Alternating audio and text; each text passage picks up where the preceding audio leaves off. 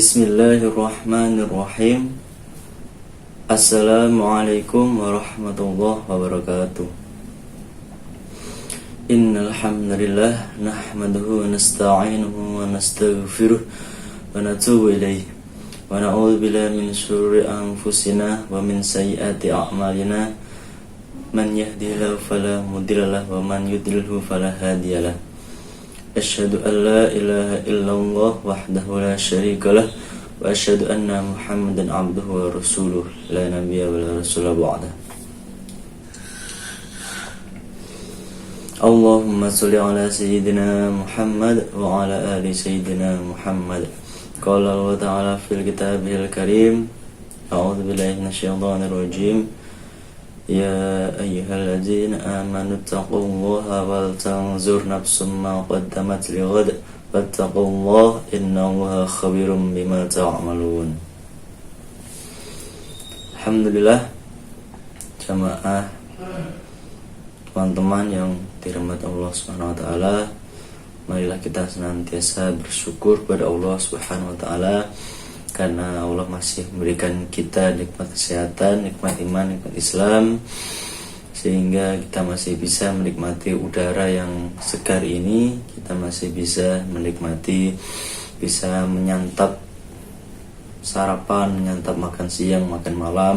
Kita masih bisa belajar, kita masih bisa mengajar, dan kita juga masih bisa melakukan aktivitas yang lain yang mungkin tidak bisa dilakukan oleh orang-orang yang sedang sakit.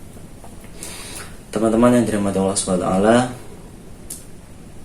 kali ini insyaallah saya akan menyampaikan sedikit tentang Imam Syafi'i, Imam Asy-Syafi'i, kisah luar biasanya beliau.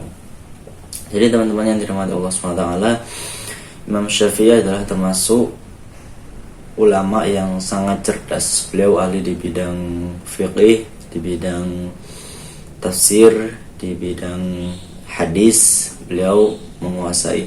Kalau biasanya ulama-ulama lain itu menguasai di satu bidang, misalnya hadis saja, beliau menguasai di banyak bidang. Bahkan beliau juga mempunyai syair namanya Diwan Syafi'i. Tapi isi syair beliau yang sangat masyhur. Nah, teman-teman yang dirahmati Allah SWT, jadi Imam Syafi'i itu waktu kecil beliau ibunya tidak mampu untuk menyekolahkannya karena beliau itu lahir yatim ya, seperti halnya Nabi Muhammad ditinggal ayahnya ketika dalam kandungan. Beliau diurus sendiri oleh ibunya. Beliau masih dari nasab bapaknya keturunan dari Bani Muthalib, sedangkan dari ibunya masih keturunan Nabi Muhammad SAW. Nah, ketika Imam Syafi'i kecil itu beliau karena tidak mampu disekolahkan oleh ibunya, akhirnya beliau hanya mendengarkan anak-anak yang menghafal Al-Quran. Jadi beliau mendengarkan di luar sekolah. Beliau mendengarkan, sekali mendengar itu hafal. Ini sungguh hafalannya yang sangat kuat. Akhirnya setelah beliau belajar di luar, sang gurunya itu melihat apa yang dilakukan oleh Imam Asy-Syafi'i. Akhirnya setelah ditanya, apa yang kamu lakukan? Kata Imam Asy-Syafi'i, saya karena ibu saya tidak mempunyai biaya, akhirnya terpaksa saya hanya bisa mendengarkan dari luar. Saya bisa mengikuti dan menghafal dari Al-Quran dari luar. Saya sungguh minta maaf wahai guru, karena saya telah lancang untuk mendengarkan bacaan Al-Quran. Akhirnya dites sama gurunya tersebut. Imam Asy-Syafi'i kecil pada saat itu membacakan seluruh bacaan yang beliau hafal, hasil dari hafalan beliau di luar sekolah itu. Jadi Masya Allah, beliau hanya mendengar saja itu bisa hafal. Nah, akhirnya beliau hafal Al-Quran di umur 7 tahun. Jadi pada saat itu, pada anak-anak muda saat itu, hafal Al-Quran di usia muda itu sudah menjadi kewajaran ya. Jadi kalau Imam Syafi'i ini termasuk muda sekali, sangat muda, yaitu 7 tahun. Teman-teman yang dirahmati Allah SWT, jadi Imam Syafi'i ini mempunyai kisah-kisah yang sangat luar biasa ya. Nah, jadi beliau itu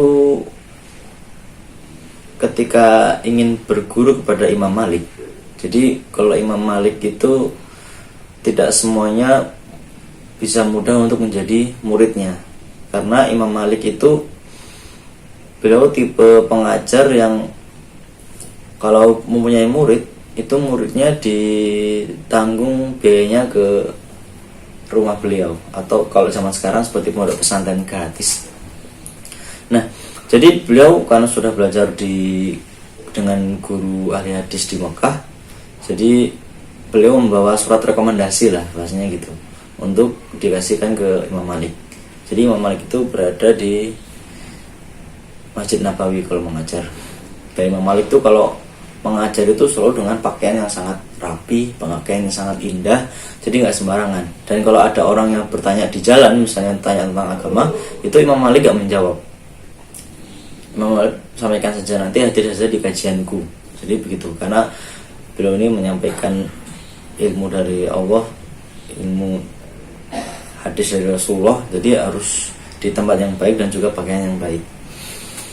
Nah, jadi Imam Asy-Syafi'i ini singkatnya, beliau karena belum bisa mengikuti kajian yang khusus muridnya, maka beliau mengikuti kajian yang umum yang biasanya di Masjid Nabawi.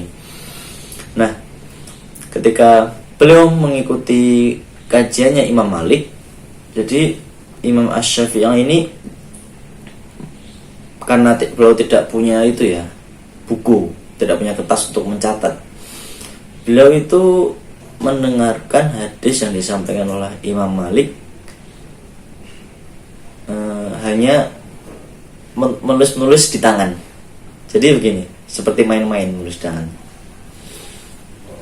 Akhirnya Imam Malik itu melihat Imam Syafi'i seperti itu, seperti menjadi pusat perhatian beliau gitu. Akhirnya dipanggillah Imam Asy-Syafi'i ke depan, ditanya-tanya,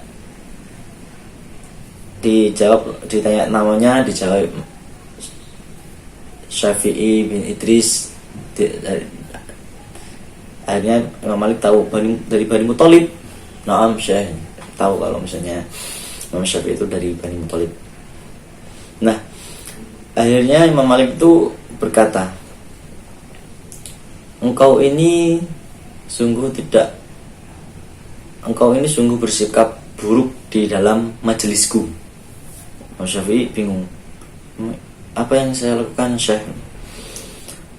Saya lihat engkau bermain-main, tidak menghormati hadis Rasulullah SAW yang telah kusampaikan. Apa yang kau lakukan tadi?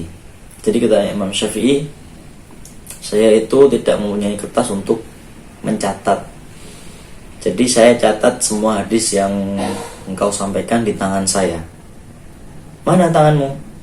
Dilihat, nggak ada hadis yang dicatat itu, nggak ada apapun catatan.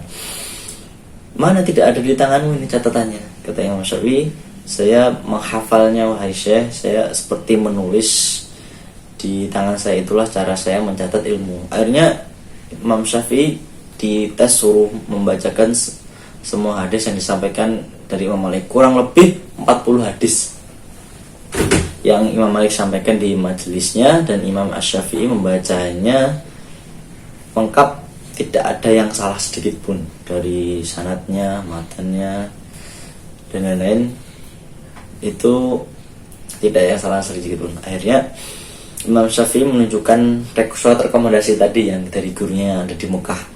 Kata Imam Malik, engkau tidak perlu membawa surat rekomendasi ini, engkau sudah aku anggap menjadi muridku, maka ikutlah bersamaku di rumahku. Akhirnya itu Imam Syafi'i berhasil menjadi Imam Malik. Dan sebelumnya juga beliau, Imam Syafi'i, telah menghafal kitabnya Imam Malik, kitab Al-Muwatta.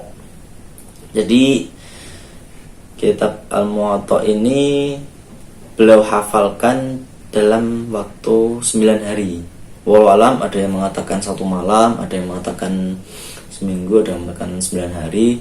Jadi nggak terlalu lama lah. Pakai kitab Imam Malik itu termasuknya kitab tebal, tapi Imam Asy-Syafi'i hafalkan dalam waktu yang singkat. Jadi Masya Allah. Dan kata Imam Asy-Syafi'i mengatakan kitab Al-Muwatta adalah kitab yang tersahih setelah Al-Quran. Nah, lalu bagaimana dengan kitab Sahih Bukhari itu? Nah, kalau kita ketahui Imam Bukhari itu lahirnya itu setelah beberapa puluh tahun atau beberapa tahun setelah zamannya Imam Syafi'i. Jadi Imam Bukhari itu muridnya dari Imam Malik bin Imam Ahmad bin Hambal. Jadi wajar kalau Imam Syafi'i itu mengatakan kitab Al-Muwatta itu kitab yang sahih setelah Al-Quran, karena beliau belum bertemu dengan kitab Sahih Bukhari. Nah, teman-teman yang dirahmati Allah Subhanahu wa taala, itu salah satu kisah luar biasa dari Imam Asy-Syafi'i, di mana dengan kecerdasan beliau bisa menghafal, beliau bisa tanpa mencatat, beliau bisa menghafal seluruhnya dengan lengkap. Ya, mungkin kisahnya seperti Imam Bukhari ya, ketika beliau menghafalkan hadis yang disampaikan oleh gurunya, tidak ada satupun yang beliau catat. Hafalannya sungguh sangat kuat. Jadi begitu teman-teman yang dirahmati Allah Subhanahu wa taala. Nah, selanjutnya Imam Asy-Syafi'i ini ketika beliau berada di Baghdad. Jadi di Baghdad itu ada sebuah masjid jami' ya. Saat itu zaman Bani Abbasiyah. Jadi di satu masjid itu ada sekitar 50 halaqah. Jadi ada 50 halaqah. Guru satu halaqah itu ada guru beberapa murid, ada guru beberapa murid sampai 50 halaqah. Nah, ketika Imam Asy-Syafi'i datang, itu halaqahnya jadi 10. Halaqahnya jadi 10. Karena apa? Karena mereka itu guru-gurunya pada menyarankan, ayo ikut kajian Imam Asy-Syafi'i, kalau kita ikut kajian Imam Asy-Syafi'i. Akhirnya dari 50 halaqah itu menjadi 10 halaqah saja. Jadi Masya Allah. Dan kajian Imam Asy-Syafi'i ini diikuti sekitar 150 ribuan orang. Jadi Masya Allah, di Masjid Jami itu sekurang lebih yang mengikuti kajian beliau itu 150 ribu orang. Jadi Masya Allah, bagaimana cara pengeras suaranya itu, Masya Allah zaman dahulu ya, kubahnya. Kalau Imam Ahmad bin Hambal itu sekitar 5 ribuan yang hadir di majelisnya beliau. Nah, jadi begitu Masya Allah. Dan Imam Ahmad bin Hambal itu termasuk muridnya Imam Asy-Syafi'i juga ya. Beliau itu sangat cinta dengan Imam Asy-Syafi'i. Bahkan beliau mengatakan Imam Asy-Syafi'i ini, sungguh kita akan sulit bisa menguasai ilmu hadis kalau nggak ada Imam Asy-Syafi'i. Dan Imam Asy-Syafi'i itu bagaikan mataharinya dunia kalau kata beliau. Karena beliau Imam Asy-Syafi'i dan juga Imam Ahmad bin Hambal ini sangat akrab, walaupun beliau guru dan murid. Mereka guru dan murid, tapi beliau itu seperti teman yang akrab. Misal ketika Imam Ahmad sakit, Imam Asy-Syafi'i menjenguk. Akhirnya setelah menjenguk, karena Imam Syafi'i jalan jauh, jalan kaki, akhirnya beliau yang jatuh sakit, Imam Ahmad yang masih sakit untuk menyempatkan menjenguk Imam Syafi'i, dan ketika menjenguk Imam Ahmad sembuh. Lalu ya begitu terus pulang begitu. Dan muridnya Imam Syafi'i itu sampai cemburu lah maksudnya. Wahai Imam, kenapa engkau mau mengunjungi Ahmad bin Hambal? Karena beliau itu muridmu, karena beliau itu lebih muda darimu. Kata Imam Syafi'i, sungguh aku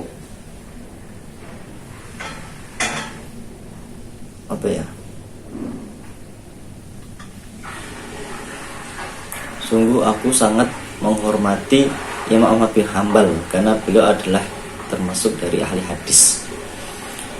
Walam, apa yang dikatakan Imam Syafi'i kurang lebih seperti itulah. Kurang lebih intinya menyanjung Imam Ahmad bin Hambal. Jadi begitu.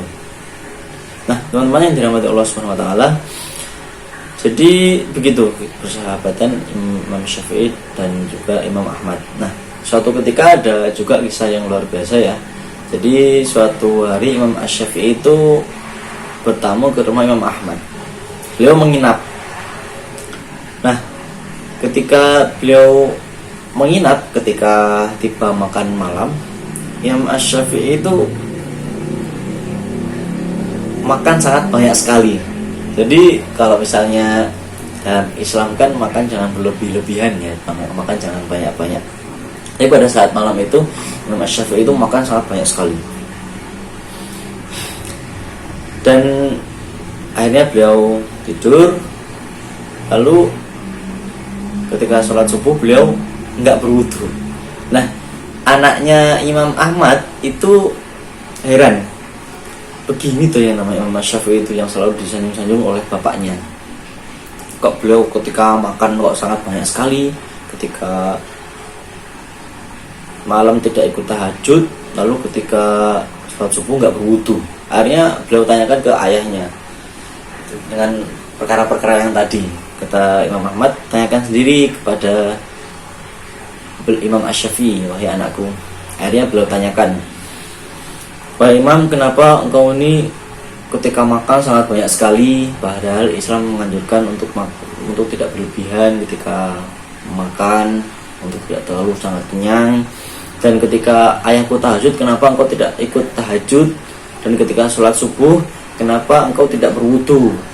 Kata anaknya Imam Ahmad. Imam Syafi'i menjawab dengan tersenyum, wahai anakku, sungguh di tempat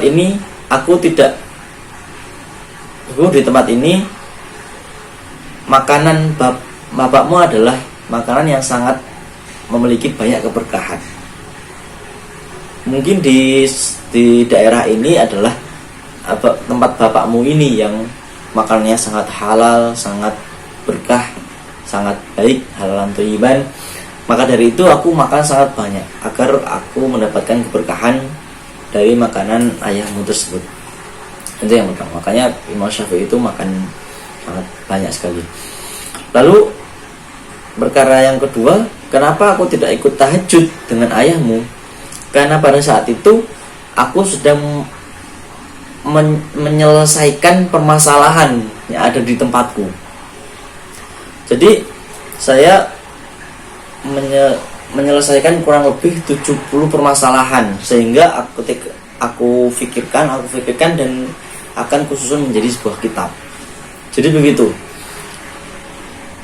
Kalau aku ikut tahajud, maka aku akan beramal untuk diriku sendiri. Tapi kalau aku menyelesaikan masalah, maka ini akan bermanfaat bagi banyak orang. Jadi begitu. Masya Allah, beliau itu tidak menulis, hanya berpikir. Ketika di ranjang itu beliau nggak tidur, rebahan tapi efektif, rebahan tapi produktif. Kalau kita rebahan main HP gitu. Jadi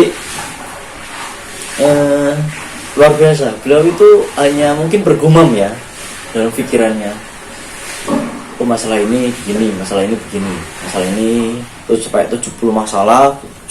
Jadi beliau selesaikan semua sampai beliau bisa untuk dibuat kitab. Jadi begitu. Nah, untuk yang ketiga tadi, kenapa saya tidak berwudu ketika sholat subuh? Karena wuduku belum batal.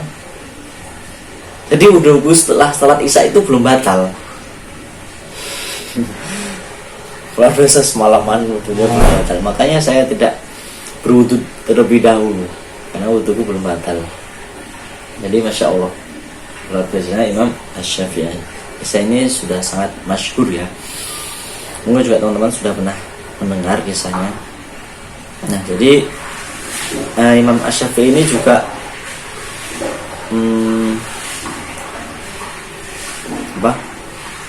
sempat bertemu dengan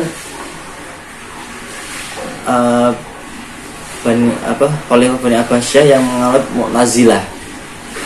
Nah, jadi beliau, kalau Imam Syafi'i itu cari amannya, beliau pergi ke ke Mesir waktu itu untuk menjauh dari Baghdad. Nah, ketika beliau ingin pergi ke Mesir, beliau itu dijegal lah sama tentaranya Khalifah Bani Abbasiyah yang menganut Mu'tazilah. Disuruh mengakui kalau Al-Quran itu adalah makhluk, bukan Al-Quran itu bukan kalamullah. Kalau Imam Syafi'i keren, ini Taurat, Zabur, Injil, Al-Quran ini makhluk. Jadi beliau itu mengatakan kitab Zabur, Taurat, Injil, Al-Quran. Tapi setelah itu satu kalimat yang berbeda. Maksudnya bukan terusannya kalimat yang tadi. Beliau mengatakan ini makhluk. Ini makhluk itu maksudnya tangan ini adalah makhluk. Tangan ini makhluk. Jadi beliau memakai logika. Murid Imam Asy-Syafi'i yang bersama beliau paham maksud dari Imam Asy-Syafi'i. Hanya beliau diloloskan.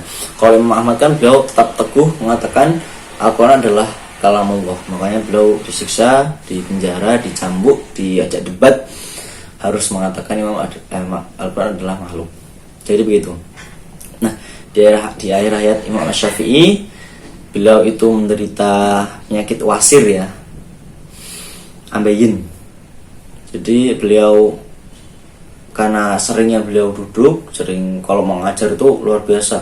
Pagi pada subuh, ketika jam duha, ketika pada maghrib, pada isya. Jadi beliau sering sekali duduk, akhirnya beliau menderita penyakit wasir. Dan ketika sakit pun beliau juga masih tetap mengajar, Masya Allah, dengan dilapisi kayu di kursinya.